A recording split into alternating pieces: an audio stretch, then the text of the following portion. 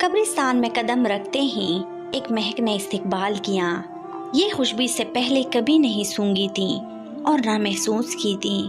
میں ہر جمعے کو صبح فجر کا نماز کے بعد اپنے والد صاحب کی قبر پر جاتا، فاتح خوانی کرتا اور وہاں سے ہی اپنی دکان پر چلا جاتا۔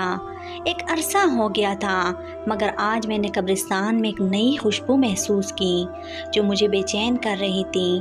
یہ خوشبو کس طرح سے بھی دنیاوی خوشبو نہیں لگ رہی تھی۔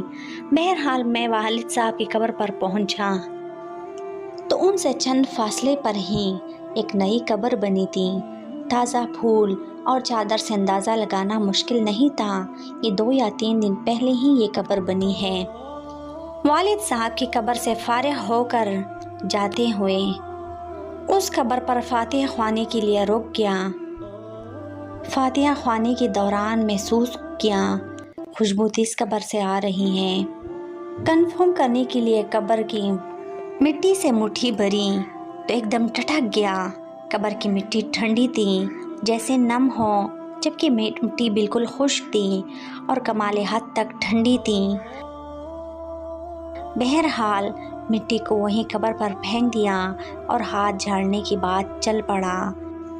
جا کر دکان کھولی تو پہلا گاہک آیا، اس کو سامان دیا تو اس نے کہا، اشرف بھائی آج خوشبو تو بہت کمال کی لگائی ہے۔ خوشبو؟ کون سی خوشبو؟ اس نے کہا، اشرف بھائی خوشبو آپ لگاتے ہو اور پوچھتے ہم سے ہو کون سی خوشبو؟ بہت بھلے مانس آدمی ہو آپ بھی اشرف بھائی۔ یہ کہتے ہوئے وہ چل پڑا۔ میں نے جب اپنے ہاتھ کو سونگھا تو وہی خوشبو میرے ہاتھ سے آ رہی تھی۔ تمام دن میں اس خوشبو کو محسوس کر رہا۔ ہاتھ دھونے کے باوجود بھی میرا ہاتھ معطر رہا۔ اگلے دن ہفتے کو بھی میں نہ چاہتے ہوئے قبرستان چلا۔ والد صاحب کی قبر پر فاتح خوانی کی۔ اس قبر پر فاتح خوانی کی۔ کس کی قبر ہے؟ کون ہے جس قدر نیک ہے، جس کی قبر ٹھنڈی اور خوشبودار ہے؟ ایسا کون سا عمل کر دیا کہ اتنا بڑا انعام پا لیا؟ اس بات نے مجھے بے چین سا کر دیا۔ گورکن سے اس قبر کے متعلق پوچھا تو اس نے بتایا کہ خاتون کی قبر ہے۔ یہ جان کر اور بھی حیرت ہوئی کہ عورت کو اس قدر شاندار مقام کیسے ملا۔ اگلے دن اتوار تھا۔ دیر تک سونے کی عادت ہونے کے باوجود صبح فجر کی نماز اٹھ کھڑا ہوا اور قبرستان روانہ ہو گیا۔ قبرستان داخل ہوا تو کیا دیکھتا ہوں، اسی خاتون کی قبر پر ایک باریش آدمی قرآن خوانی کر رہا ہے۔ میں والد صاحب کی قبر پر فاتحہ خوانی کرنے لگا۔ فاتحہ خوانی کے بعد میں نے اس آدمی کی طرف دیکھا جو اب دعا مانگ رہا تھا۔ جیسے ہی وہ دعا سے فارغ ہوا تو باہر کی جانب چل پڑا۔ اس کو جاتے دیکھ کر میں بھی اس کے پیچھے ہو لیا۔ جیسے ہی وہ گیٹ سے باہر نکلا میں نے آواز دی، سر بات سنیے 1 منٹ پلیز۔ جی فرمائیے۔ سر میں معذرت چاہتا ہوں، میں نے آپ کو تکلیف دی، مگر میں آپ سے ایک بات پوچھنا چاہتا ہوں اگر آپ اجازت دے تو۔ جی آپ پوچھیں، کیا بات ہے؟ انتہائی محبت سے اس شخص نے جواب دیا، شکریہ سر، جزاک اللہ۔ میں دراصل جاننا چاہ رہا تھا یہ کن کی قبر ہے جہاں آپ قرآن خوانی کر رہے تھے؟ اگر آپ مناسب سمجھیے تو بتا دیجئے۔ یہ آپ کیوں پوچھ رہے ہیں؟ اس نے سوال کیا۔ دراصل اس قبر سے آنے والی خوشبو نے مجھے بے چین کر دیا ہے۔ ایسی خوشبو میں نے آج تک محسوس نہیں کی۔ مجھے یہ دنیاوی خوشبو نہیں لگتی۔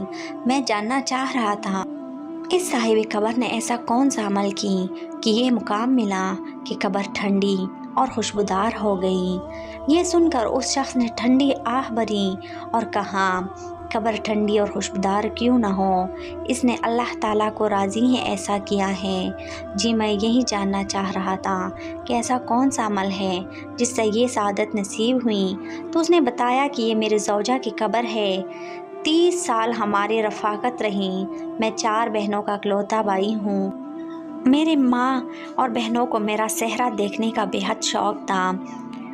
سرکاری نوکری ملتی ہی چاند سی دلہن کی تلاش شروع کر دی۔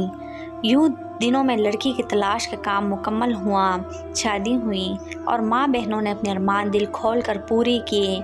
शादी की पहली रात मैंने घूंघट उठाने से पहले अपने पग उसके कदमों में रखते हुए साफ अल्फाज में बता दिया, मुझे माफ़ कर दो, मैं आपकी ज़ौजियत अदा करने से बिल्कुल कासिर हूँ, मेडिकली तौर पर मुकम्मल अनफिट हूँ, सिर्फ़ अपनी वालदा और बहनों की खुशी की खातिर खुद गर्ज बन गया हूँ। उसने वो पग मेरे सर पर रखते हुए कहा, आप जैसा भी हैं मेरा सुहाग है, मेरा नसीब है, मुझे अब आपके साथ ही रहना है। उस दिन के बाद उस अल्लाह की बंदी ने मेरे साथ 30 साल गुजारे, मेरे घर वालों की हर बात बर्दाश्त की, बांझ होने की ताने भी सुने, मगर मेरा पर्दा रखा। अल्लाह ताला कैसे उसकी कब्र को ठंडा और खुशबूदार ना करे जिसने इतनी पाकबाज ज़िंदगी गुजारी हो।